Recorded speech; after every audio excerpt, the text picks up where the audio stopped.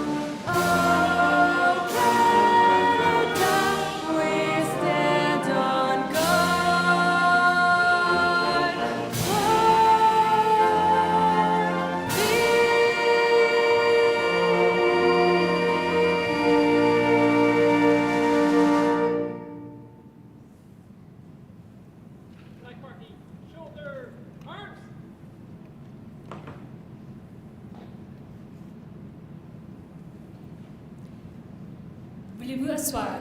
Please be seated.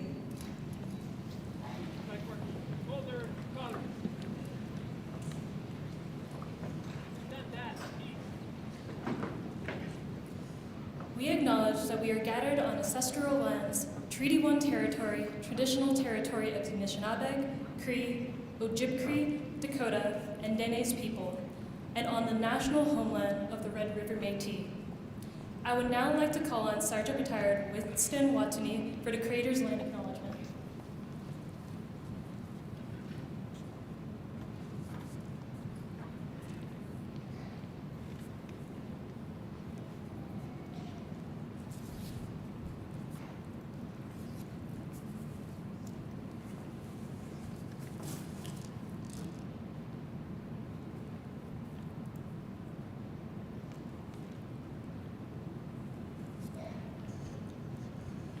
Good morning, everyone. I feel so alive and so wonderful to look around and see everybody here, see the young people here marching and knowing what it's all about. It gives me great pleasure to see that. I served in the Canadian Guards the 22e, puis j'étais partout au monde ici. Today, I come here with honor, with love, with courage, with just wonder at being in such a beautiful country. Now, having said that, we moved off the reserve when I was 2 years old. When we came to town, in the town of Battleford, I could no longer speak Cree. I had to speak English. And so that's what I did. I learned how to speak English. I never forgot my Cree. I remembered it, little pieces of it, all the time, little pieces. Then, as I got older, and I went to more and more powwows and sun dances and stuff like that, I realized I should be speaking Cree all the time. And so I looked on the handy computer, and there at the University of Regina was a free Cree course. And I took that course, and it just was a matter of remembering that. But today, as I stand here and we sing the songs that we sing about keeping the country free and glorious, it gives me a great deal of pleasure. With that now, I brought my drum along because my drum always likes to speak.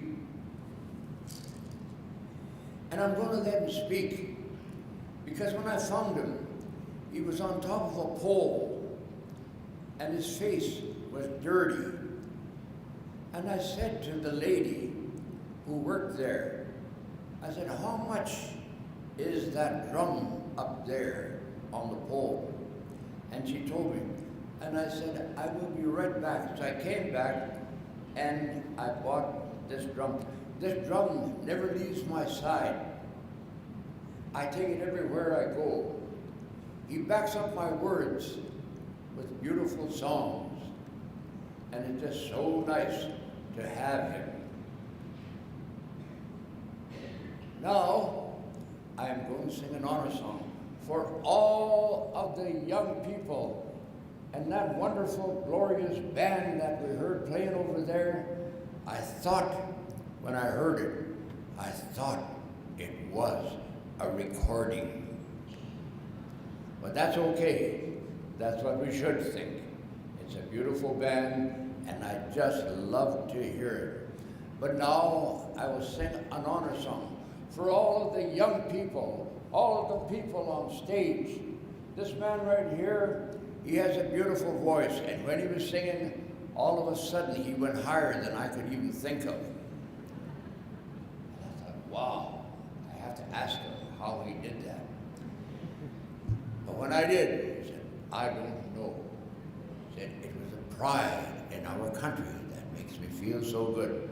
But here then is an honor song, and it was taken from about the late 1600s, and that song has been brought forward even today. You can stand if you want to. It'll make me feel happy if I see you stand. I would just feel really honored that you would stand. Okay, here we go.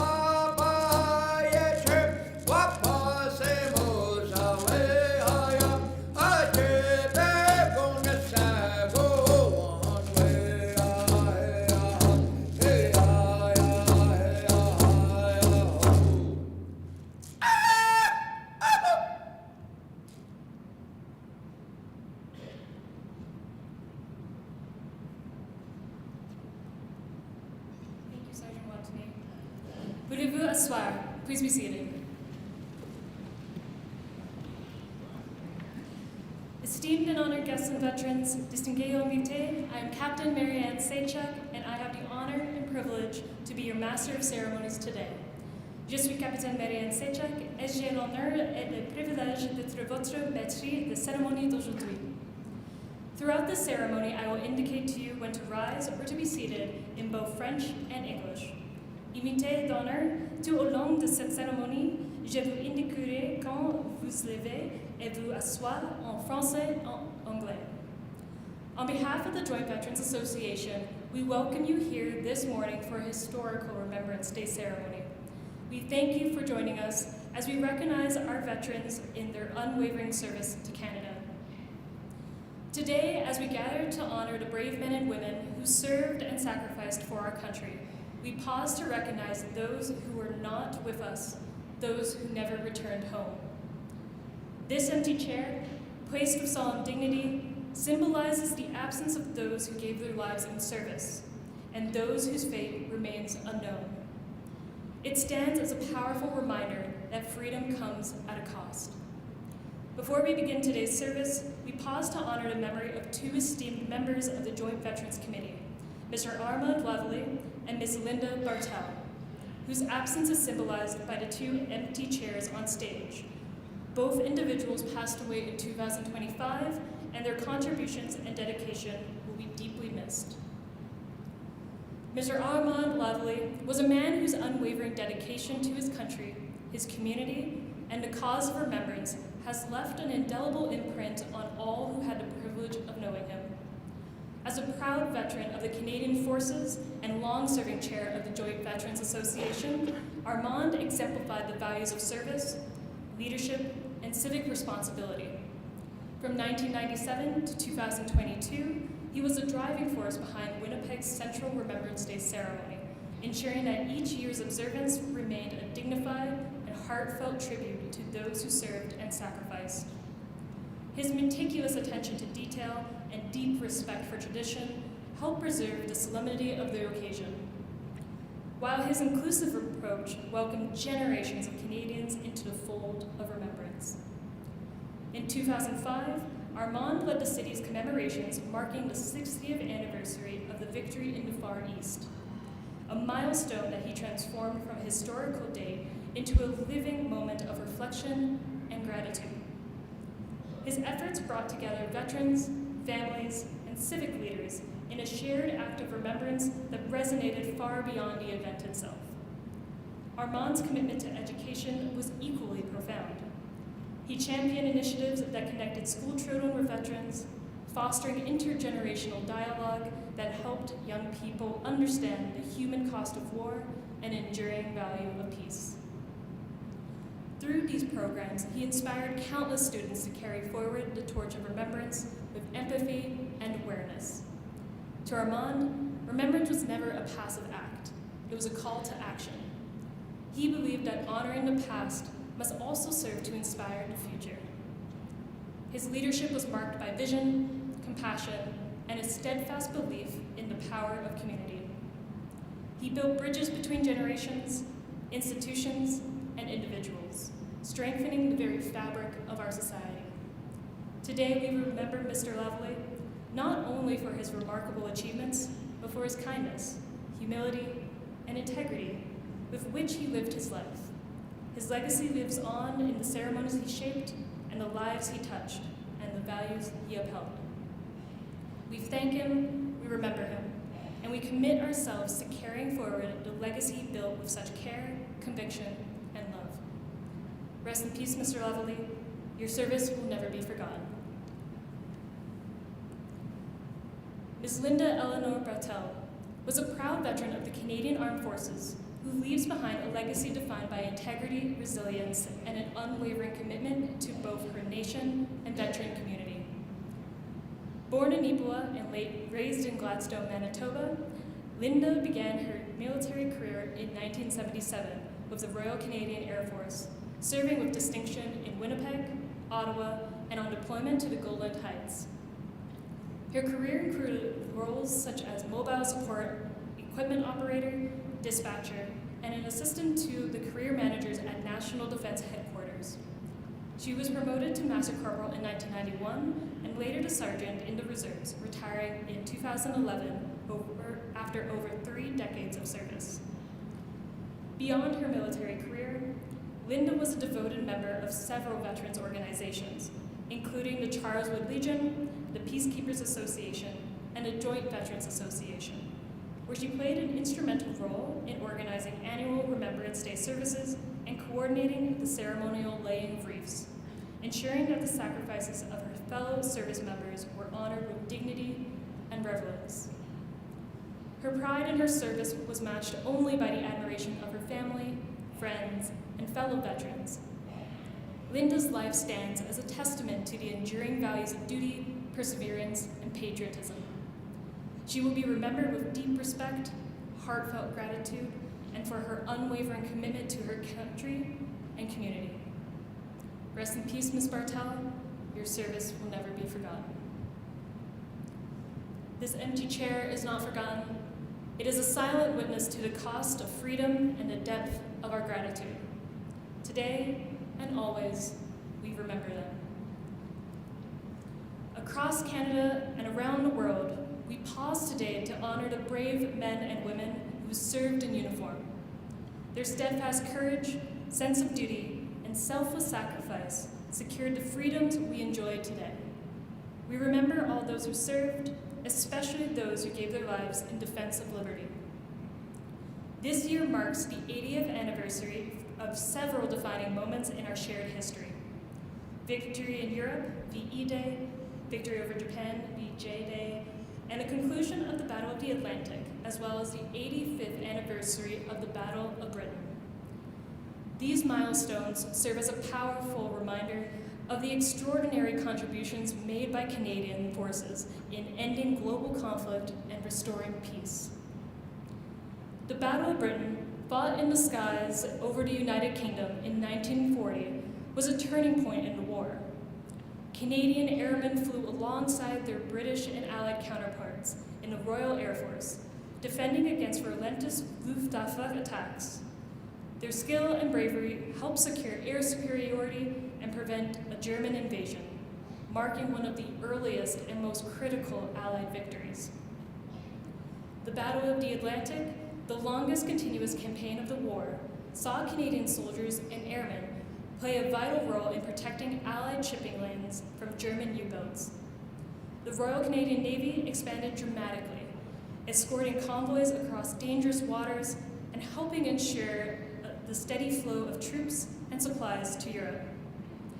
The Royal Canadian Air Force supported these efforts with long-range patrols and anti-submarine missions, contributing to the eventual defeat of the U-boat threat. On VE Day, May 8, 1945, Canadians celebrated the defeat of Nazi Germany, a victory earned through years of sacrifice and determination. From the beaches of Normandy to the liberation of Netherlands, Canadian soldiers fought with distinction and honor. The 1st Canadian Army played a decisive role in the final campaigns in Western Europe, helping to bring the war in Europe to a close. Just months later, on VJ Day, August 15, 1945, the world witnessed the end of the war in the Pacific. Canadian forces had served in the Pacific theater, and many endured harsh conditions of prisoner of war camps following the fall of Hong Kong. Their suffering and resilience remain a solemn chapter in our national memory. More than 1 million Canadians and Newfoundlanders served in the Second World War. Over 45,000 gave their lives, and 55,000 were wounded. Their legacy is one of courage, commitment, and enduring service.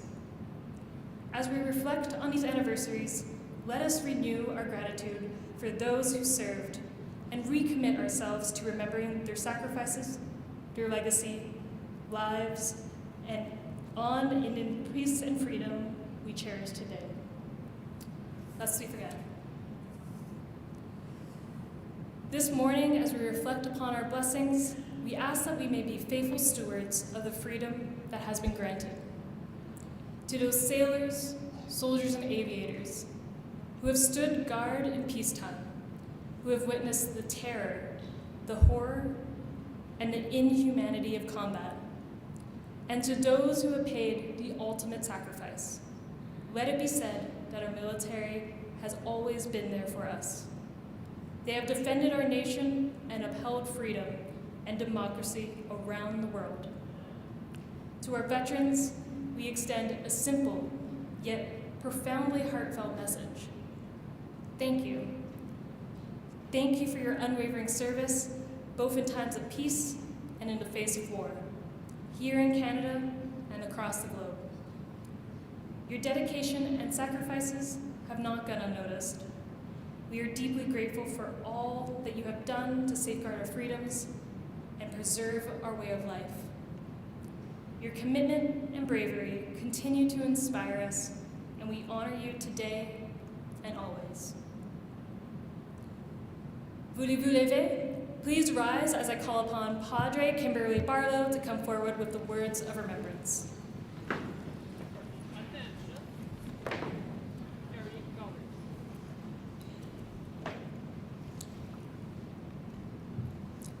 On this day, we pause not only to recall the past, but to reflect on its meaning and recommit ourselves to never forget.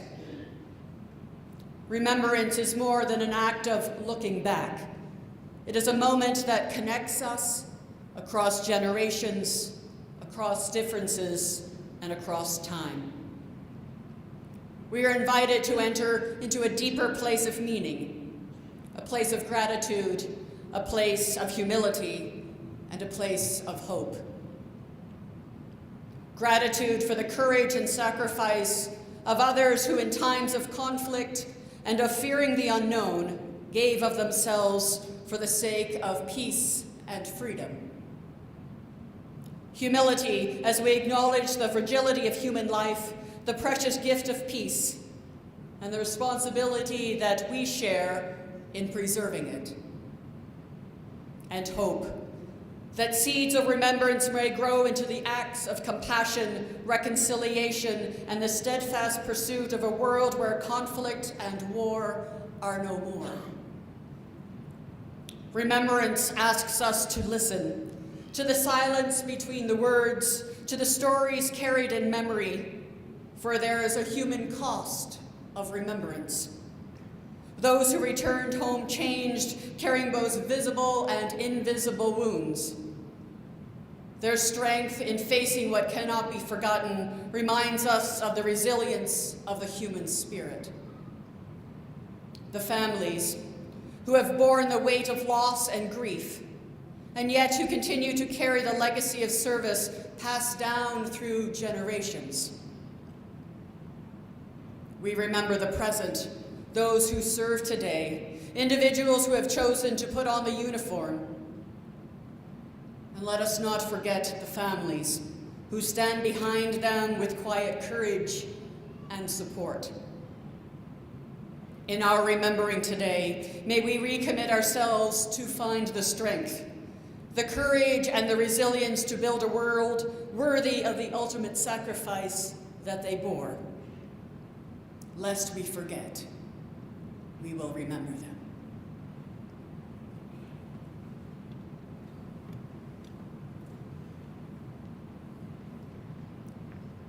Distingués invités, esteemed guests, please remain standing for the hymn, O God, our help in ages past.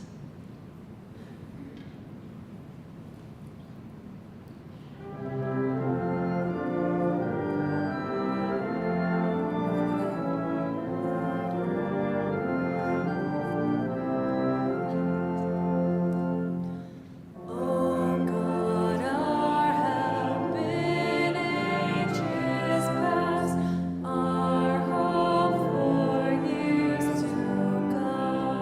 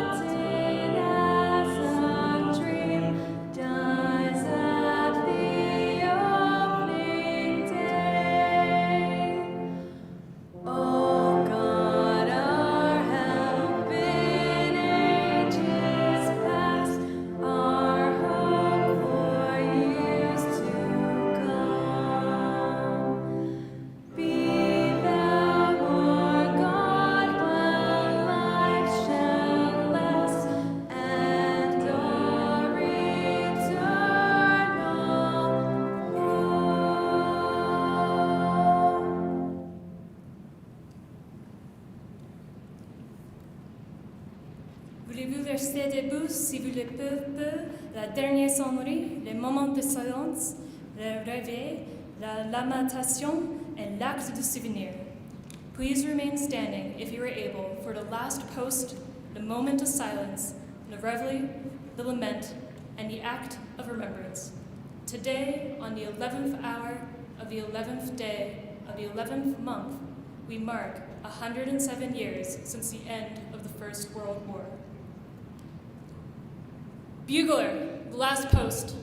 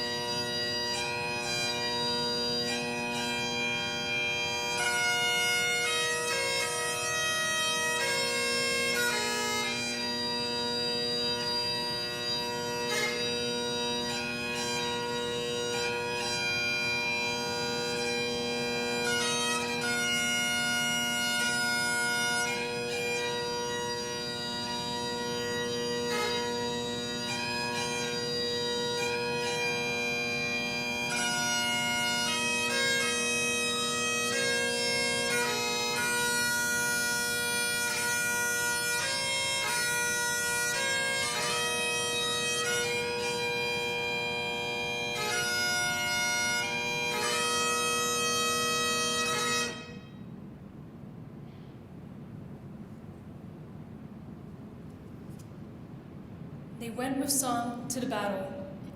They were young, straight of limb, true of eye, steady and aglow. They were staunch to the end, against odds uncounted. They fell with their faces to the foe.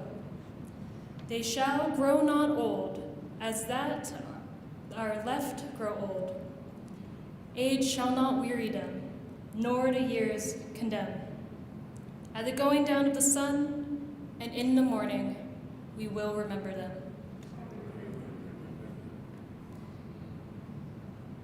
Voulez-vous asseoir? Please be seated.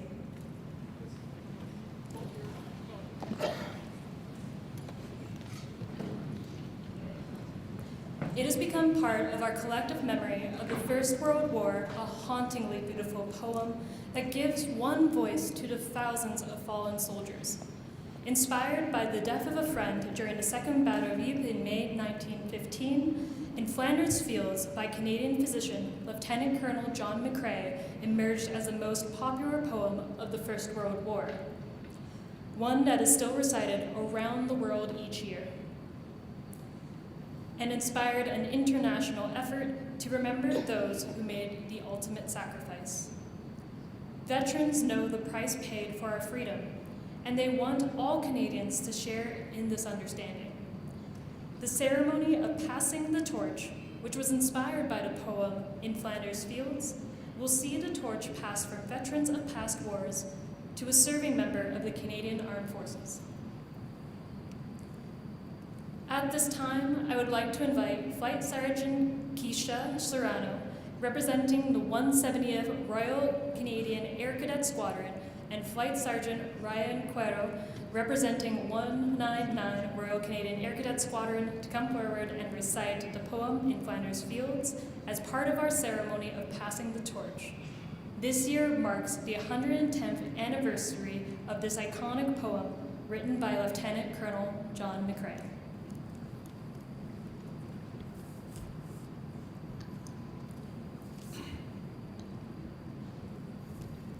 In Flanders fields, the poppies blow, between the crosses, row on row, that mark our place, and in the sky, the larks still bravely singing fly. Scarce heard amid the guns below, we are the dead, short days ago. We lived, felt dawn, saw sunset glow, loved and were loved, and now we lie in Flanders fields. Take up our quarrel with the foe, to you from failing hands we throw. The torch be yours to hold it high, if ye break faith with us who die. We shall not sleep, though poppies grow in Flanders field.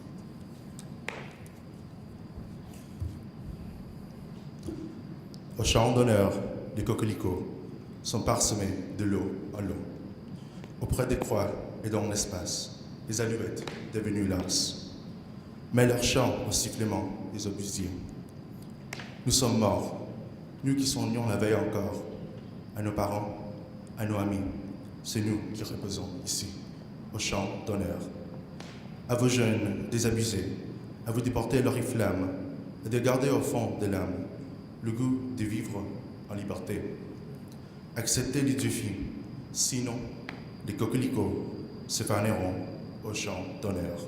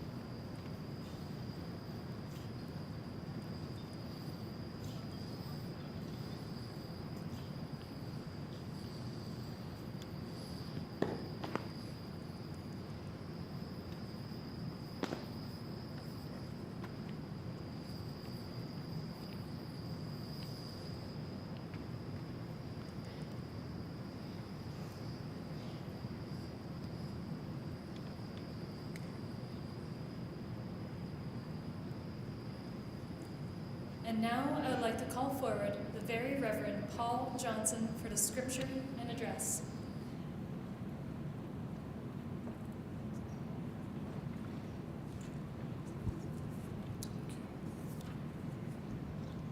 Pardon me.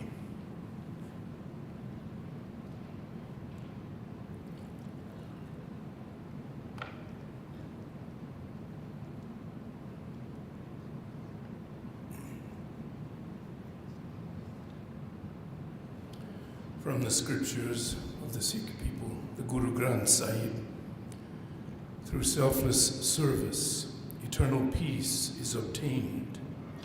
From the Holy Quran, Surah 5, whoever kills a person, it is as if that person killed all of humankind. Whoever saves a life, it is as if that person has saved all of humankind. From ancient Hindu scriptures, the Rig Veda, come together, talk together, let our minds be in harmony, common be our prayer, common be our end, common be our purpose, common be our deliberations, common be our desires, united be our hearts, united be our intentions, perfect be the union among us. From the Hebrew Scriptures, the book of the prophet Micah, the 4th chapter, the Lord shall judge between many peoples and shall arbitrate between strong nations far away. They shall beat their swords into plowshares and their spears into pruning hooks. Nation shall not lift up sword against nation, neither shall they learn war any more, but they shall all sit under their own vines and under their own fig trees, and no one shall make them afraid. And from the Christian Gospel of John, the words of Jesus, no one has greater love than this, to lay down one's life for one's friends. Your Honor, Premier Minister Chartrand, Your Worship, other special guests and dignitaries, all of you here who wear the proud uniforms of Canada and other allied nations, fellow citizens, friends from near and far, good morning, bonjour, tanse, bonjour. 80 years ago, in late 1944 and early 1945, common Canadians with heroes' hearts trod sacrificial ways in the Scheldt River Delta, in those marshes and floodplains in southwest Holland.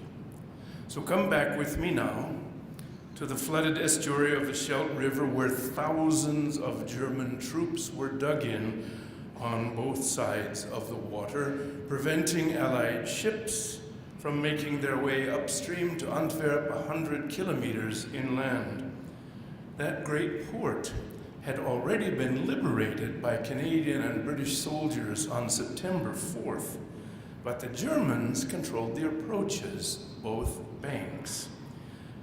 And it was up to the 1st Canadian Army to clear them out. The supply lines from Normandy had gotten way too long, too stretched out, and the Allies desperately needed the port of Antwerp to support the advancing armies, Canadian, British, and American. The 1st Canadian Army also included British and Polish forces in that terrible campaign to open the supply lines by sea. 13,000 soldiers were killed or wounded, half of them Canadian.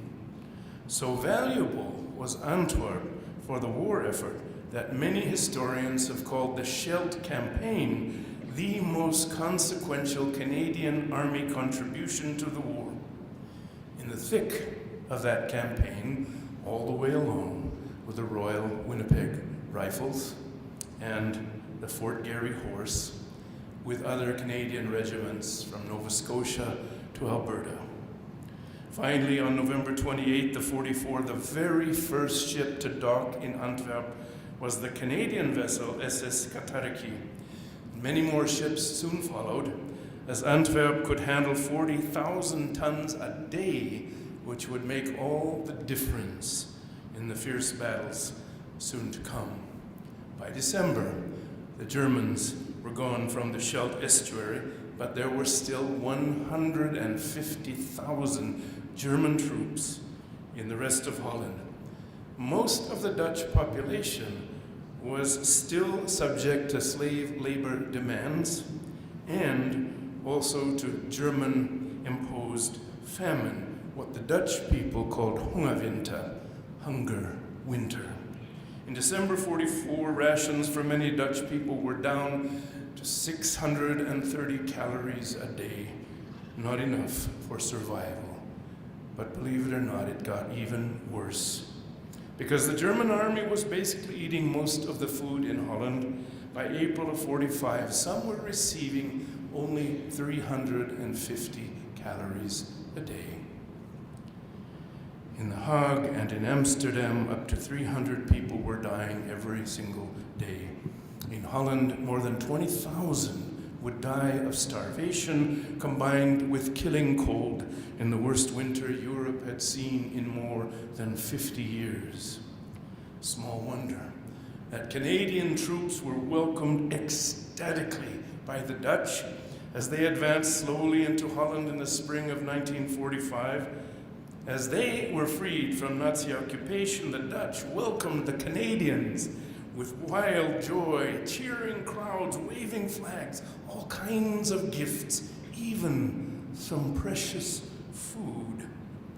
And yes, quite a few kisses. But it took all of April to grind painfully through German defenses, one village, one town at a time. In February of 1945, launching from the Nijmegen salient in eastern Holland, the 1st Canadian Army became the left flank of the final Allied push into Germany. The Canadians drove southeast as part of the Rhineland offensive to support a Rhine River crossing by the British and the Americans, and then a drive into the heart of the Third Reich. This Canadian-led force, including British and other troops, was 450,000 strong, all of it commanded by the Canadian Lieutenant General Harry Crerar. About the entire operation by the 1st Canadian Army, the Supreme Commander of Allied Forces, General Eisenhower, would write in a letter to General Crerar, "Probably no assault in this war has been conducted under more appalling conditions than was that one. It speaks volumes for your skill and determination and the valor of your soldiers." It was indeed a long and bloody battle, and on March 24th included a massive parachute drop onto the east bank of the Rhine River with 2 full divisions, 1 American, 1 British, including the Canadian Parachute Battalion. Thousands of planes and large gliders set out from England loaded with 16,000 paratroopers, all to secure the east side of the Rhine. And they did, but the drop in daylight was costly. 2,700 Allied paratroops were killed or wounded or missing in action. Among the dead was Winnipeg Blue Bombers superstar and 2-time Grey Cup champion, Lieutenant Colonel Jeff Nicklin, CO of the Canadian Parachute Battalion, killed when he got tangled in a tree above a German machine gun nest.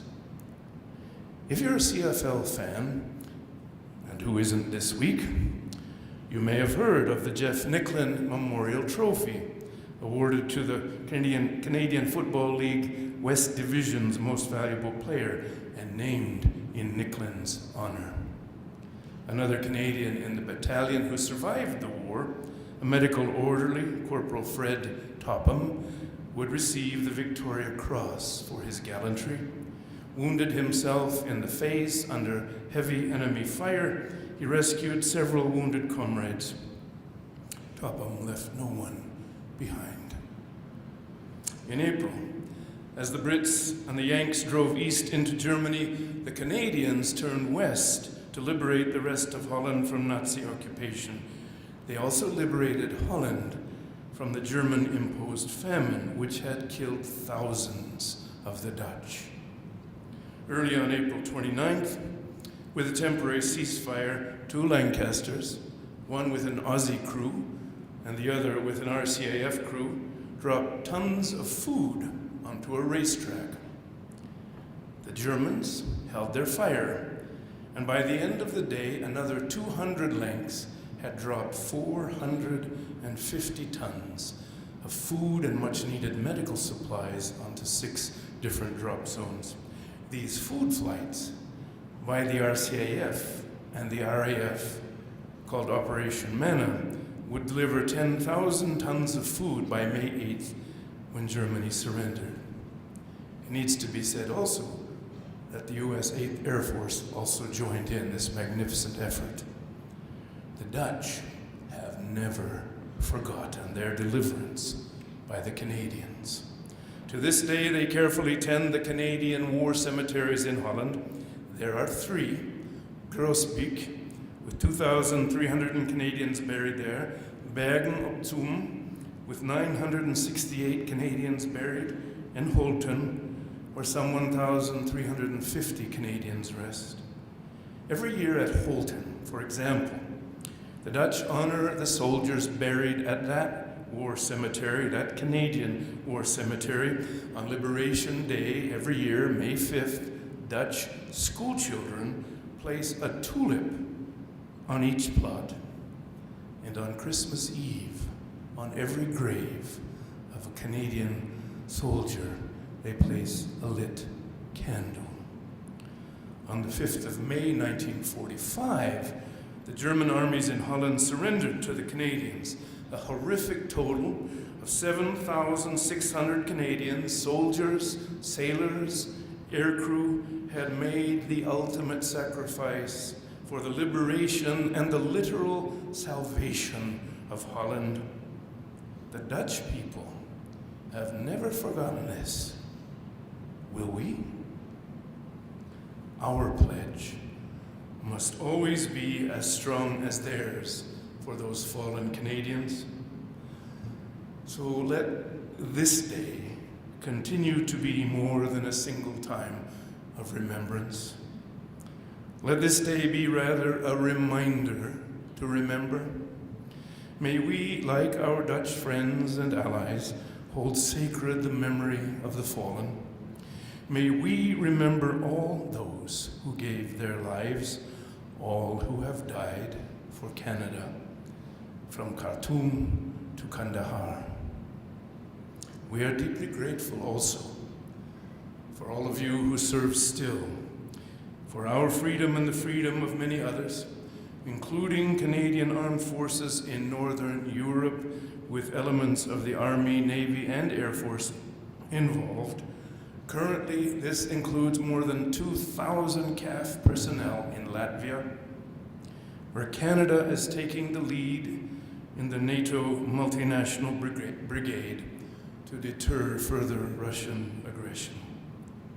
We are grateful for your service, along with all members of the Canadian Armed Forces serving on land, at sea, in the air, at home, and around the world. We hold you all in our hearts and in our prayers. Thank you very much. Kininasko mitinova, shimigwich. Merci beaucoup.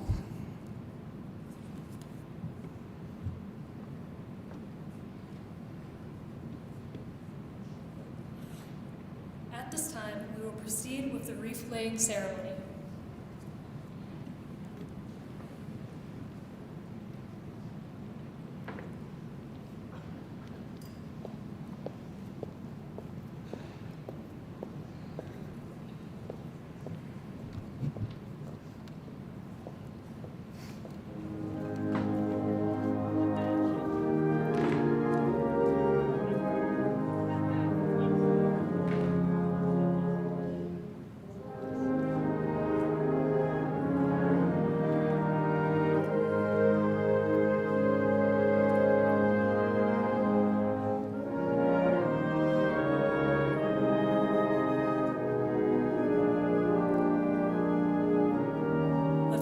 Governor of Manitoba, the Honourable Anita Neville, accompanied by Staff Sergeant Derek Inglis.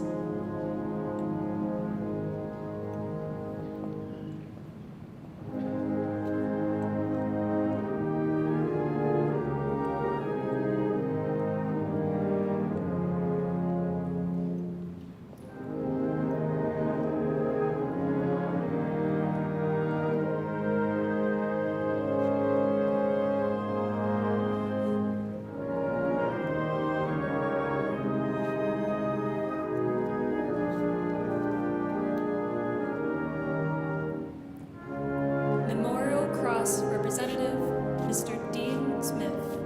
Mr. Dean Smith is the godson of Mr. Howard Whitacote. He is accompanied by Chief Warrant Officer Frost.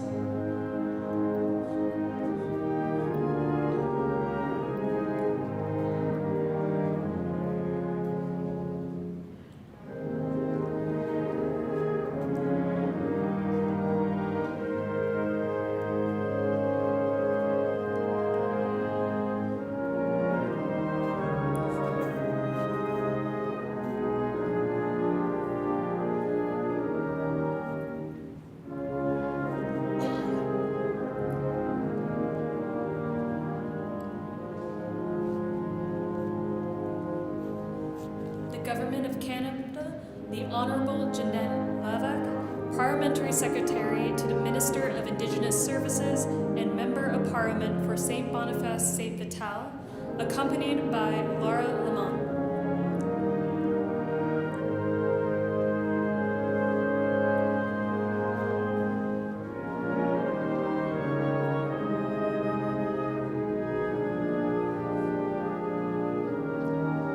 Province of Manitoba, the Honourable Wab Canoe, accompanied by Chief of Protocol Brad Robertson.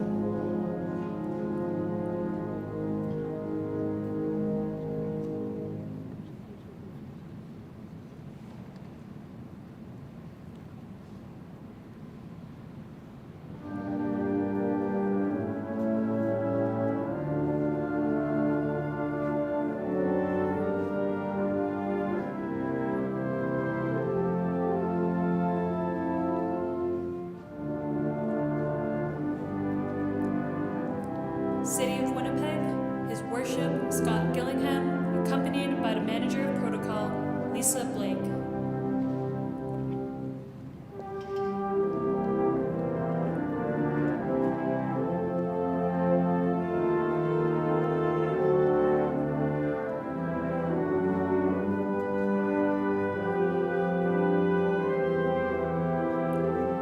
One Canadian Air Division, Brigadier General Davis, Deputy Commander, Force Generation, accompanied by 1 Canadian Air Division Chief Warrant Officer Dipin Mistry.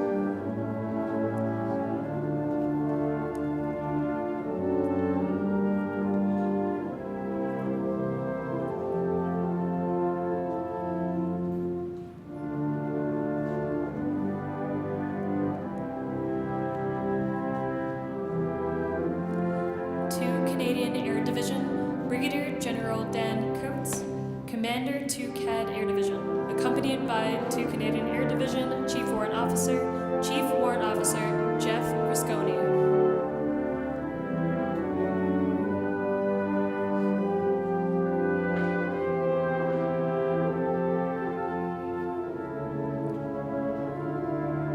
Commander 17 Wing, Colonel Jody Hansen, accompanied by the 17 Wing Chief Warrant Officer Richard Rousseau.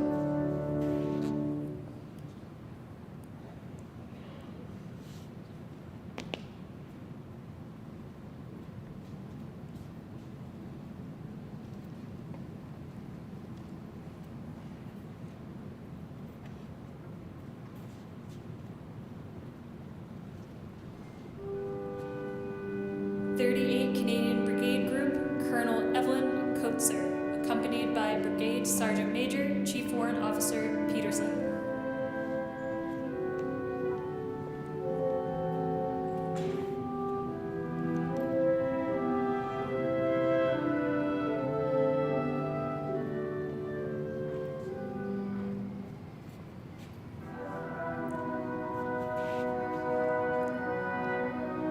Majesty's Canadian ship Chippewa, Lieutenant Commander Lemony, accompanied by Petty Officer First Class Robert Verhoff.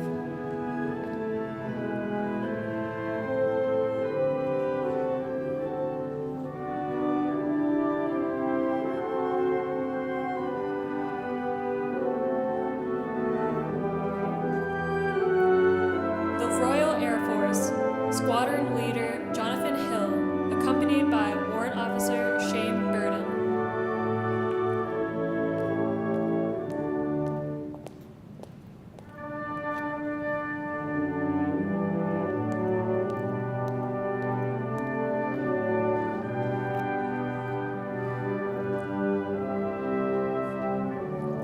The United States Air Force, Brigadier General Teal, accompanied by Master Sergeant Garen Hunt.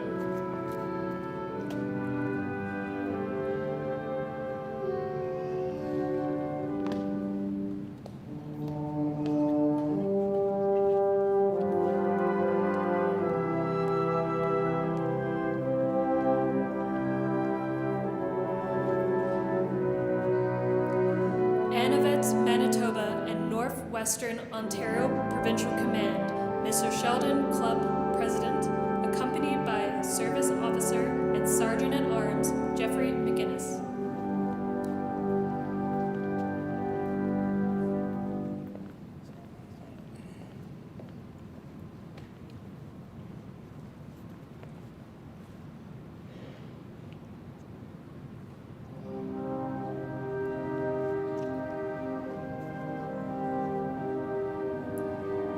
War Amps of Canada, Melissa Shapiro.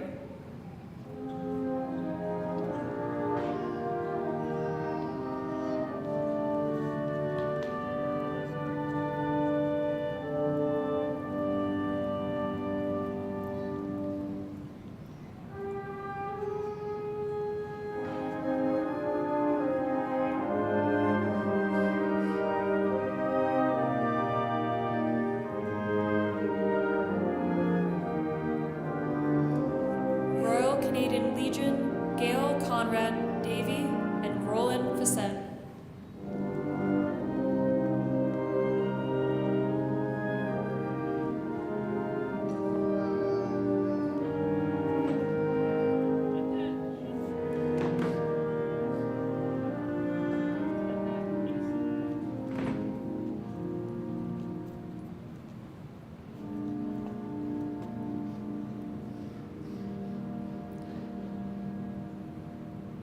Royal Canadian Legion Ladies Auxiliary, Jane Brown, escorted by Roland Facette.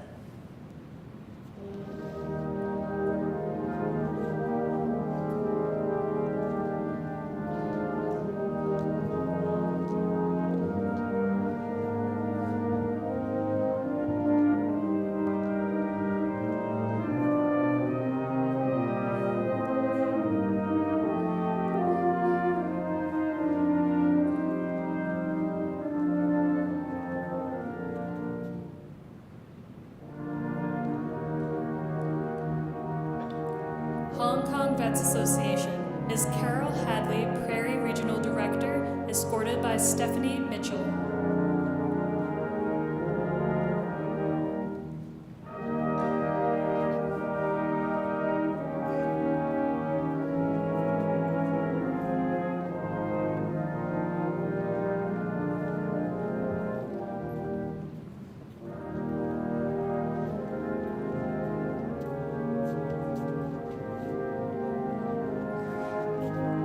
Canadian Peacekeepers, Canadian Association of Veterans in UN Peacekeeping, Darlene Surduk, accompanied by Jamie Bartel, Warren Picton.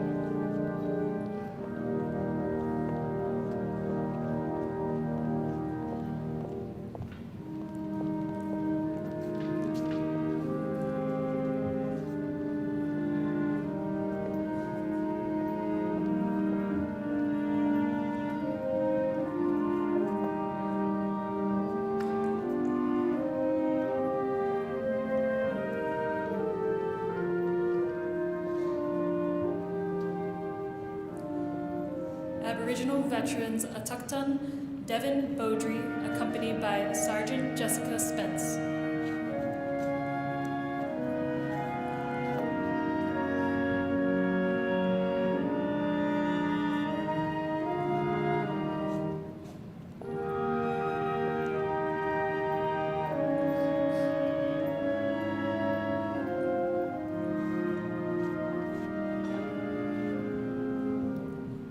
Canadian Air Force Association, Vice Chair Squadron Leader Roger Massard, RAF retired, accompanied by Master Ward Officer retired Robert Stewart.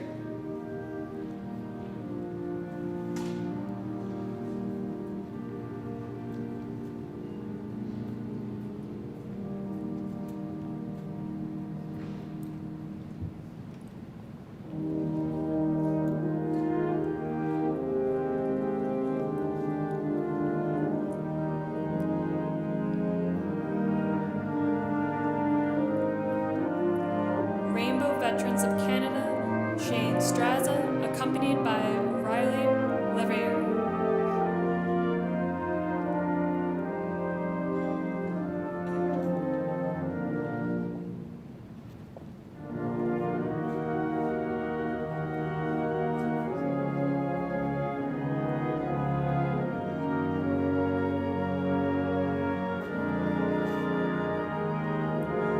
Portuguese Association of War Veterans, President Peter Correia.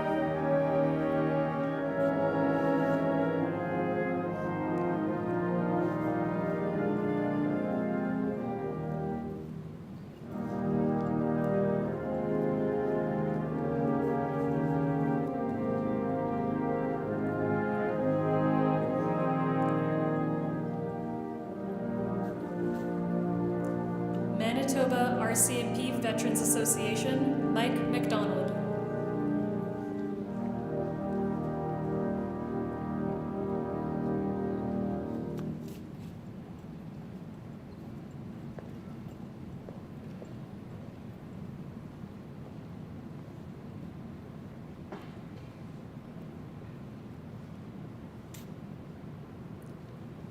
Korean Vets, Hugh McKenzie, escorted by Tony Thiao.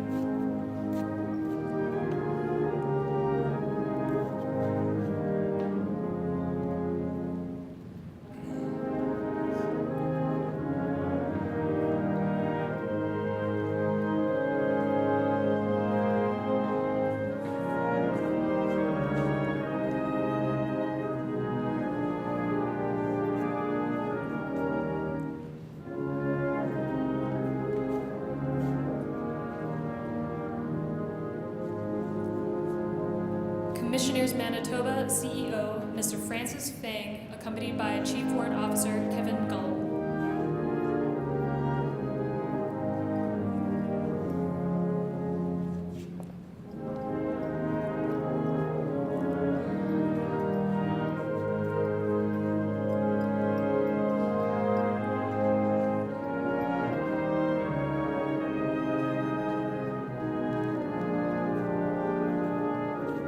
Veterans Affairs Canada Area Director, Ms. Jennifer Ross McMullen.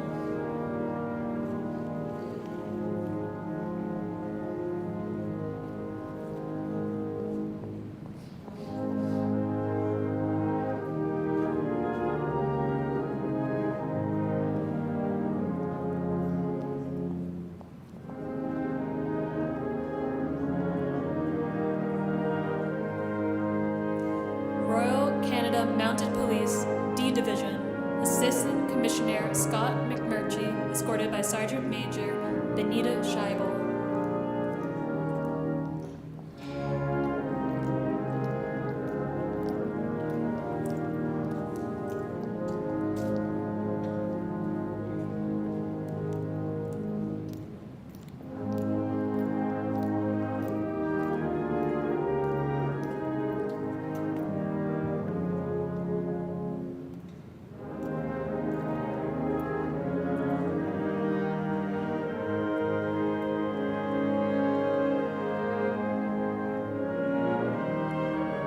Winnipeg Police Service, Chief Gene Bowers, Winnipeg Fire and Paramedic Service, Chief Kristen.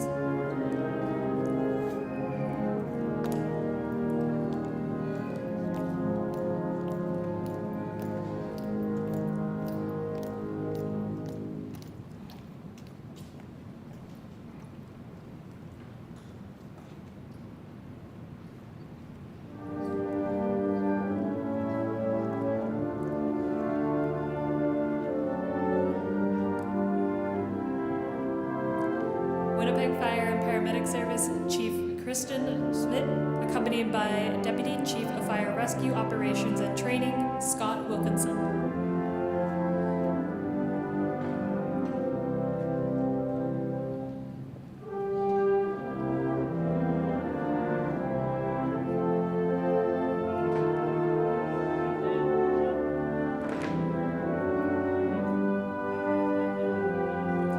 Manitoba, Saskatchewan branch of the Last Post Fund, President, Lieutenant Colonel retired Matthew Halpin, accompanied by Linda Dutta.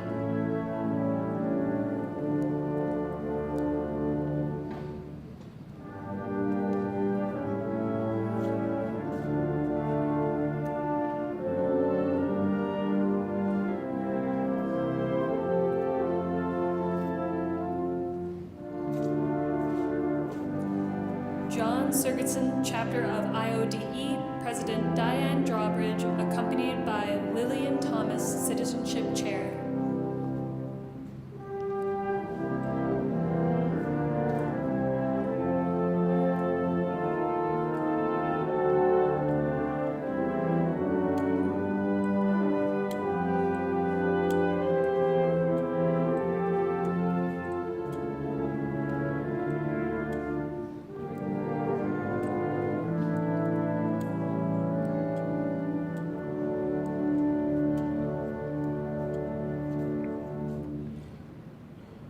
Salvation Army Divisional Commander, Prairies and Northern Territories, Lieutenant Colonel Donald Bolton, escorted by Lieutenant Colonel Donna Bolton.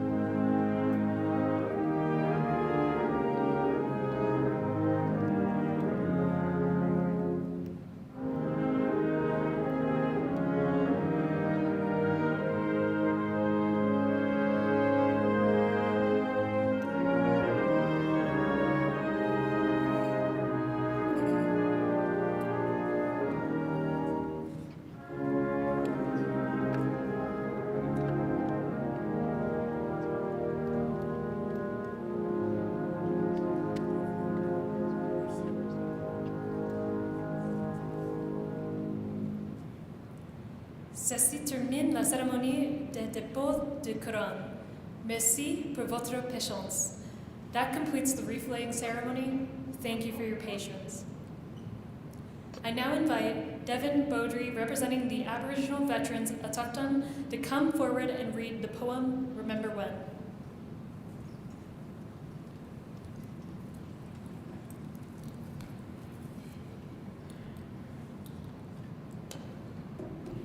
From my tickle trunk. Good morning, everyone. The poem that I'm about to recite was penned by Wendy Mink, an Aboriginal student from the Niiganan Literacy and Learning Centre in 2018. When I first heard this poem, I found it just as heartwarming and emotional as in Flanders Fields. And I hope you'll feel the same after I've recited it. Remember when they marched away one cold and dreary day. Remember when their loved ones cried for those who fell and died. Remember when the sun had set, our freedom came at dawn. Remember when the trumpets blew for the ones who stood and fought for you. Remember when you shed a tear for their unselfish act is why you're here. Remember when poppies bloom, for it was them that bled for you. Remember when, remember now, and remember always. Chimigwich.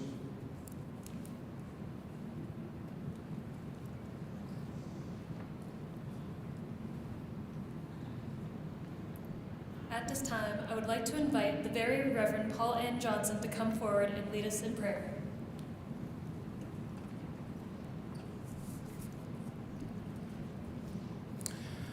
I will pray now. If you pray, I invite you to enter into that space for yourself. If you don't, simply hold them in your hearts and memories.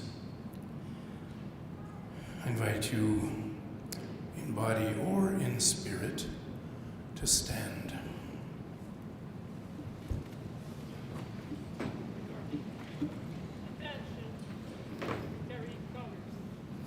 Loving Creator, Kishimanitu, we thank you that we can live together in peace in Winnipeg on Treaty 1 land, the traditional territory of the Ininu, the Anishinaabe, the Dakota, and the homeland of the Red River Métis. We are grateful for their stewardship of the land. Give us, we pray, courage to work in a good way for healing and reconciliation. Give us all strength to work together with all our relations for a new and better Canada. O God, our help in ages past, our hope for years to come, we gather today, like so many across our country, to remember and give thanks for all who served, those who served and came home again, and those who served and made the ultimate sacrifice. We remember and we give thanks. Most compassionate, most merciful one, we remember all who have suffered and continue to suffer the ravages of war, men, women, and children in too many places, and the suffering of creation itself. Help us to work for a world without war, even as we give thanks today for those Canadians who died in this same hope. We remember and we give thanks. Sovereign of the universe, help us to hold sacred the memory of those who offered their lives so that we who remain can live in freedom and peace. May we honor those who served once and those who serve still in the Canadian forces at home and around the world. Protect them, Divine Majesty, and bring them safely back to us. We remember and we give thanks. Into your hands, eternal love, we entrust our memories of those long gone, all those who served and sacrificed still with us, and all those who serve even now in the cause of peace. Help us always to remember and give thanks. Let it be so. Amen. We sing, O Valiant Hearts.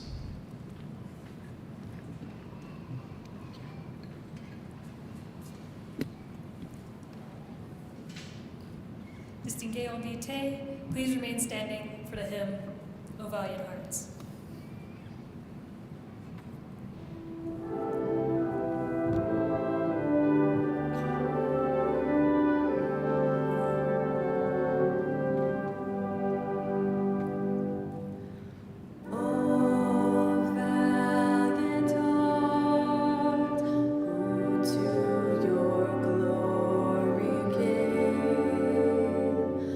Through dust of God.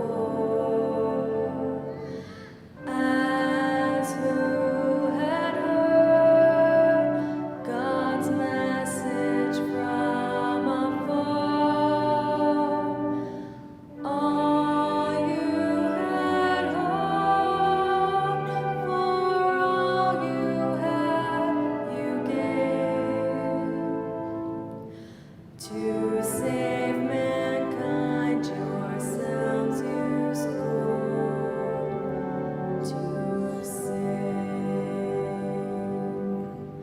Splendid you passed, the great surrender made. Into the light that nevermore shall fade. Deeply contentment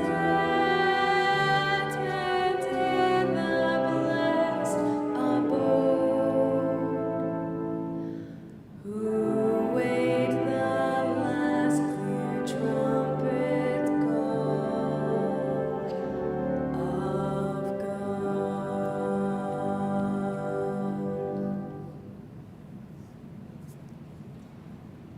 Voulez-vous rester debout si vous le pouvez? Please remain standing if you are able for the sending forth, which will be read by Padre Kimberly Barlow, followed by the royal anthem and the marching off of the eagle staff and colors.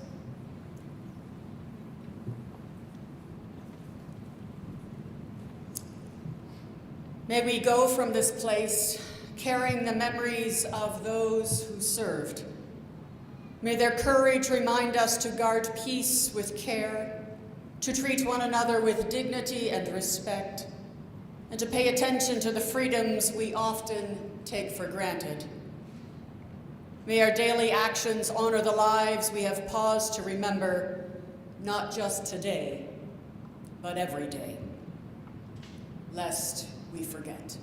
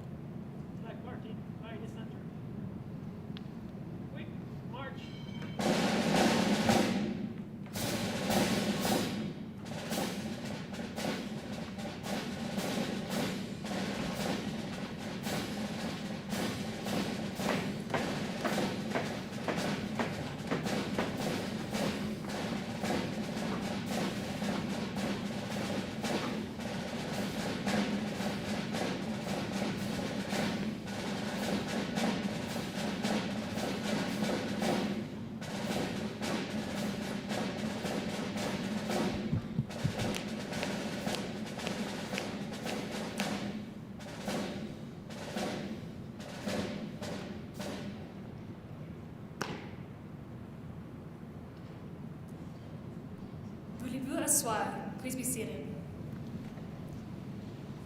There will soon be a march past involving members of Winnipeg's militaries and veterans communities. While the marching contingent is getting ready, let me take a few minutes to share with you a few key aspects of Canadians' participation in various conflicts through history.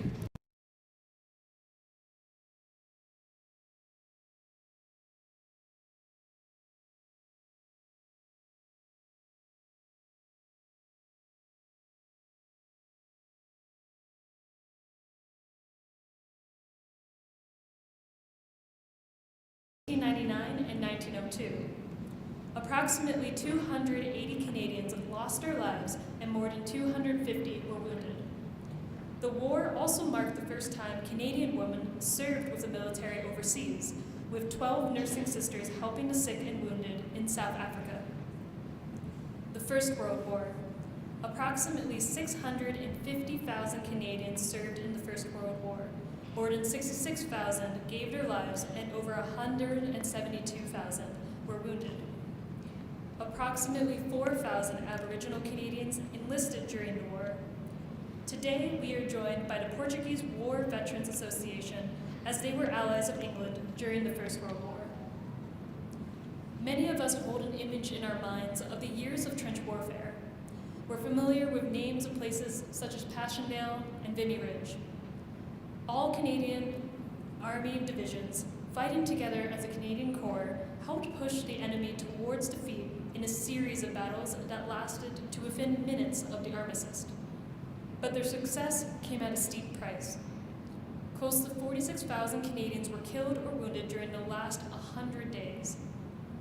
One of them was a young soldier by the name of Private George Lawrence Price from Port Williams, Nova Scotia. Private Price, age 25, was killed a mere 2 minutes before the armistice took effect. Today, the history books recognize him as the last soldier of the British Empire to die in World War I. The Second World War. From 10 September 1939 to 8 May 1945, more than 1 million Canadians served in the Allied forces, including at least 3,000 Aboriginal Canadians and more than 50,000 women. Of that contribution, 47,000 gave their lives, of which 23,000 members died while serving with the Royal Canadian Army, 17,000 died serving in the Royal Canadian Air Force, 2,000 died serving in the Royal Canadian Navy, and 1,600 died serving in the Merchant Navy, while 55,000 were wounded during the war.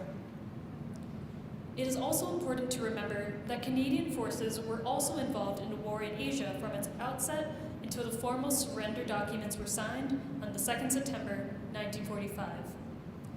During this period, more than 10,000 Canadians served in this sphere of operations in the Royal Canadian Navy, Royal Canadian Air Force, and the Canadian Army. The Korean War. The Korean War started on the 25th of June, 1950, when North Korean troops invaded South Korea. United Nations forces soon joined the fighting, which would rage until an armistice was signed on the 27th of July, 1953. More than 26,000 Canadians served on land, at sea, and in the air during this bitter conflict. Sadly, 516 Canadians died. Since the Korean War, 1,800 Canadians gave their lives in the service of Canada, including peacekeeping and other foreign military operations. Afghanistan. Canada played a significant role in the Afghanistan War from 2001 to 2014, focusing on military operations, reconstruction, and humanitarian efforts. More than 40,000 Canadian Armed Forces members served in Afghanistan theater of operations. 158 Canadian Armed Forces members died in the cause of peace and freedom in Afghanistan. In the service of Canada, First Nations, Inuit, and Métis people in Canada have long and proud tradition of military service to our country. While exact statistics are difficult to determine, the rate of Indigenous participation in Canada's military efforts over the years has been impressive. These determined volunteers were often forced to overcome many challenges to serve in uniform, from learning a new language and adapting to cultural differences, to having to travel great distances from the remote communities just to enlist. The challenges they faced often extended to their post-service life. Many Indigenous war veterans would not receive equal treatment compared to their other Canadian veterans. I would now like to invite Sergeant Retired Winston Watney to speak about the contributions and service of Indigenous veterans to Canada during both times of peace and war.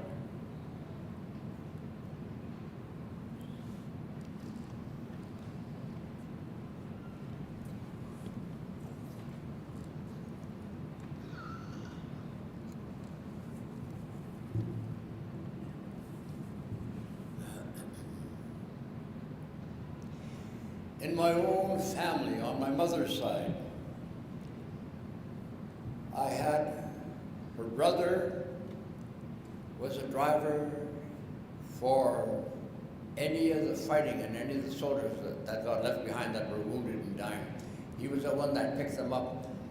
And after him, there was his brother, and that was Uncle Noel. He was a paratrooper. He told me he made over 87 jumps. And that's all he said. He never talked about it. That's all he said. And then besides him was my Uncle Tommy. And my Uncle Tommy was in Korea. And one night, someone came to the gate and tried to get through. My uncle said, "Give me the password." Because they were told, no matter who it is, if they don't know the password, shoot them. Said, "Come on, Watney." He said, "You know who I am." And once again, my uncle repeated, "Give me the password." And he didn't. And so we shot him in the leg. Thank goodness he didn't die. But when there is discipline in anything, then you always follow the common sense of discipline. And those that cannot be disciplined, well, too bad. And then my sister, Mary, my sister Elsie, my Auntie Florence, my Auntie Margaret, they all joined the regiments. And the only one that stayed in to completion was my sister Mary. And she loved the discipline of what was in there. And so, on days like this, as I looked around and I seen the women saluting and walking briskly to lay the wreath, I thought of my sister Mary Pun. I say Pun at the end of her name because that means deceased. We have not been scared to fight for our country.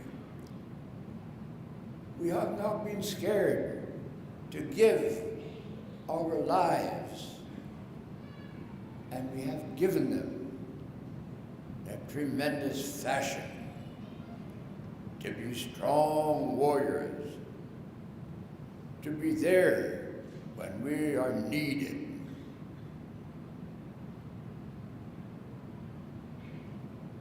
And we heard so many words this morning, and it talked about all of the people that came here to Canada and that understood what Canada was, how you could be free,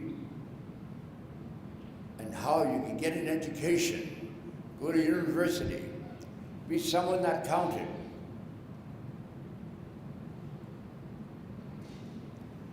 So if you hear somebody calling names to somebody else, go and talk to them.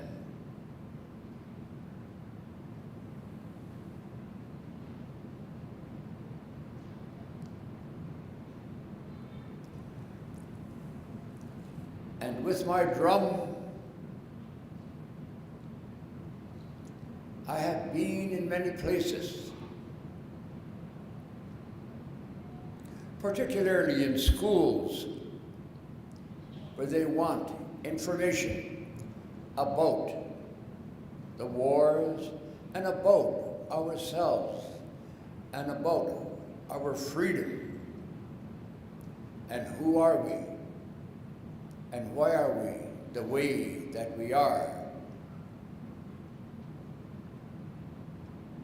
When we have our sun dances, when we have our sweat lodges, so many of our people are still in there, no matter who, no matter what rank, no matter how high they succeed. You will find them in sweat lodges, in sun dances, doing all of those powerful ceremonies that make us so powerful and so Canadian.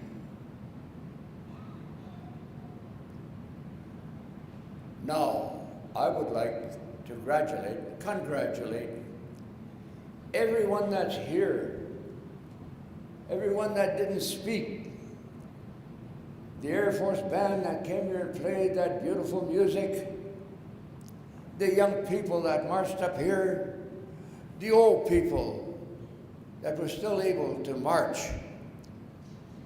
Everybody did that with a beautiful heart, with a beautiful feeling, with a beautiful knowledge of sharing, of culture, of love for their country. And today, I can proudly say, I am a Canadian. Niya ka kanata utamaga evidotea. Hey, hey.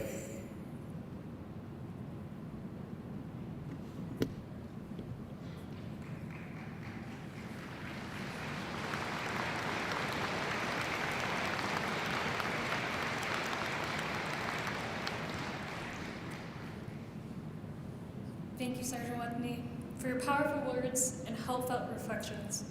Your message reminds us of the courage, sacrifice, and enduring legacy of Indigenous veterans who have served Canada with honor, both in times of war and peace. Their contributions have shaped our nation's history and continue to inspire future generations. We are deeply grateful for your service and for sharing your voice today. Let us carry forward this recognition not only in ceremony, but in action, remembrance, and respect. We are privileged to live in one of the most peaceful nations in the world. While there are no battlefields here in Winnipeg, our city hosts two powerful reminders of the courage and sacrifice of our veterans. One such reminder is Valor Road, formerly known as Pine Street. It was renamed to honor three extraordinary men: Robert Shanklin, Lionel Leo Clark, and Frederick Hall. All three lived on that very street and were awarded the Victoria Cross, Canada's highest military decoration for bravery in combat during the First World War. The second is Brookside Cemetery's Field of Honor, one of the largest and oldest military burial sites in Canada. It stands as a solemn tribute to over 11,000 veterans who rest side by side, each grave marked with an upright monument. This sacred ground is recognized as one of the most significant and thoughtfully designed military fields of honor in our country. The Field of Honor, established in 1915, holds a unique place in Canadian history as the site of the only Commonwealth War gravestones of remembrance in the country. Brookside Cemetery Field of Honor is the final resting place for 110 veterans of the First World War. As we look ahead to the coming year, I encourage each of you to take the time to visit this solemn and significant site. It is a power opportunity to reflect, remember, and honor the sacrifices made by those who served. Today, as we gather in remembrance, these places remind us of the profound legacy of service and sacrifice that lives in our community.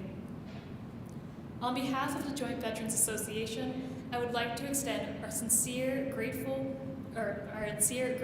to all participants and volunteers. Your dedication, time, and effort have been instrumental in making today's ceremony a meaningful tribute to our veterans. We deeply appreciate your commitment to honoring those who have served. We begin by acknowledging and thanking the following distinguished individuals for their presence and contributions: the Very Reverend Paul N. Johnson, Padre Kimberly Barlow, and Sergeant Retired Winston Watney. Your support is deeply valued and has greatly enriched the ceremony. We also wish to express our appreciation to the following organizations and individuals for their continued support: Veterans Affairs Canada, Province of Manitoba, City of Winnipeg, 17 Wing Winnipeg, Royal Canadian Legion, Army, Navy, and Air Force Veterans in Canada, RCAF Association 500 Wing, Peacekeepers Association, Commissionaires of Manitoba Division, Encore Canada, Regional Cadet Support Unit Northwest, Girl Guides of Canada, RBC Convention Centre, and Shayla Marie Restal for graciously providing the poppy blanket on display here today. Thank you all for your unwavering support and for helping us pay tribute to the courage, sacrifice, and service of our veterans. Before we conclude, I would like to extend a heartfelt thanks to our Sergeant-at-Arms, Sergeant Montgomery, as well as Master Corporal D and Master Corporal Hagen for their dedication and hard work in helping bring today's ceremony to life. A sincere thank you also goes out to all participants and volunteers. Your contributions have been essential in making this event possible. And finally, to each and every one of you in the audience, thank you for being here today, for taking the time to remember, and for standing with us in honor of our veterans.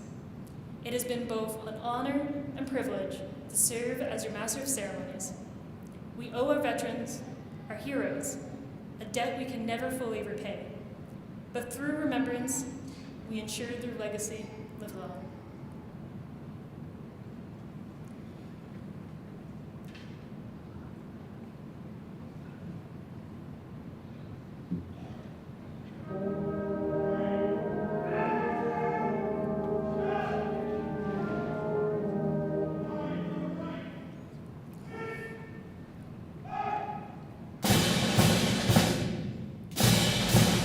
Distinguished guests, voulez-vous lever si vous le défilé? Please rise if you're able for the march past.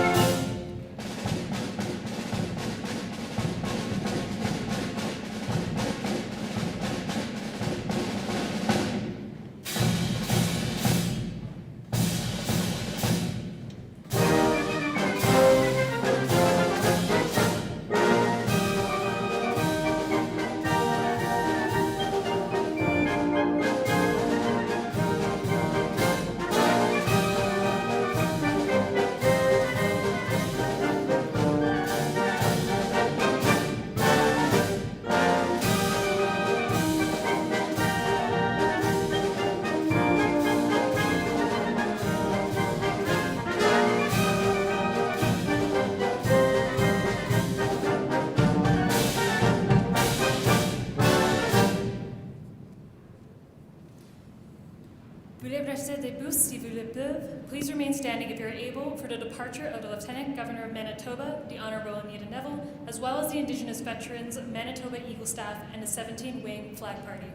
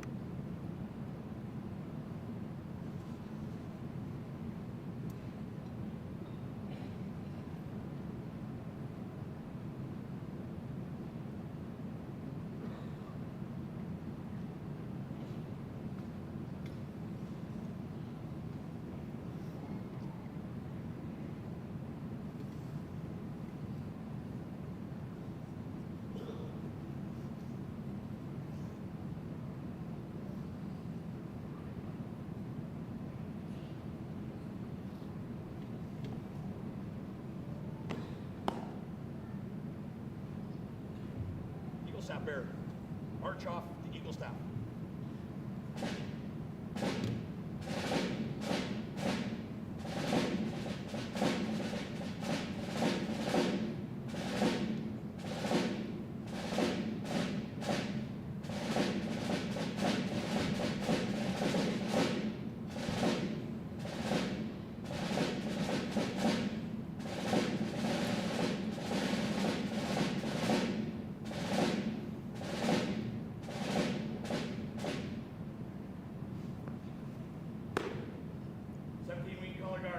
March off the colors!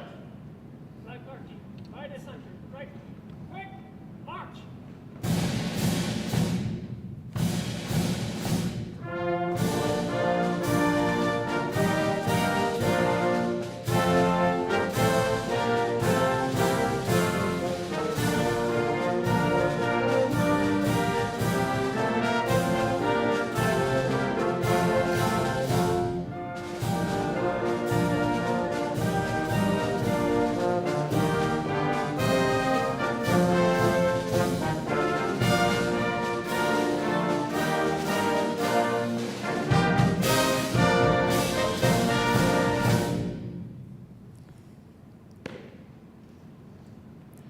Distingués invités, esteemed guests, ceci conclut la cérémonie. Merci de votre présence. This concludes today's ceremony. Thank you again for attending.